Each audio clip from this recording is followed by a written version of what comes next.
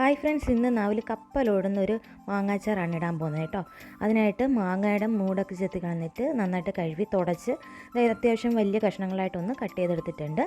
അതിനുശേഷം നമ്മളൊരു കുപ്പിയിലേക്ക് ഈ കട്ട് ചെയ്ത മാങ്ങ ഇട്ട് കൊടുക്കാം. ലെയറായിട്ടാണ് ഇട്ട് കൊടുക്കുന്നത്. മാങ്ങ ഇട്ട് കൊടുത്ത് കുറച്ച് ഉപ്പ് ഇട്ട് കൊടുത്ത് വീണ്ടും മാങ്ങ ഇട്ട് കൊടുത്ത് വീണ്ടും കുറച്ച് ഉപ്പൊക്കെ ഇട്ട് കൊടുത്ത് അങ്ങനെ നമ്മൾ ആ കുപ്പി നിറച്ചെടുക്കുക. അതിനുശേഷം അതിന് മുകളിലായിട്ട് നമ്മൾ കുറച്ച് വിനീഗറാണ് ഒഴിച്ചു കൊടുക്കുന്നത്. ഒരാഴ്ച വരെ നമുക്കിനി ഇതൊന്ന് അടച്ചു വയ്ക്കാം. അപ്പോൾ നന്നായിട്ട് വെള്ളമൊക്കെ ഇറങ്ങിക്കാണും. ഇനി നമുക്ക് അച്ചാറിട്ട് തുടങ്ങാം. ചട്ടി നന്നായിട്ട് ചൂടാകുമ്പോൾ നമുക്കിതിലേക്ക് എള്ളെണ്ണ ഒഴിച്ചു കൊടുക്കാം.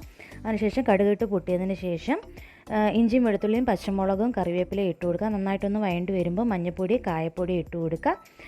അത് നന്നായിട്ടൊന്ന് വഴണ്ടി വരുമ്പോൾ നമ്മൾ ആ വെള്ളത്തോടു കൂടി മാങ്ങ ഇതിലേക്ക് ഇട്ട് കൊടുക്കുക. തിളക്കേണ്ട കാര്യമൊന്നുമില്ല, ജസ്റ്റ് ഒന്ന് ഇളക്കി കൊടുക്കുക.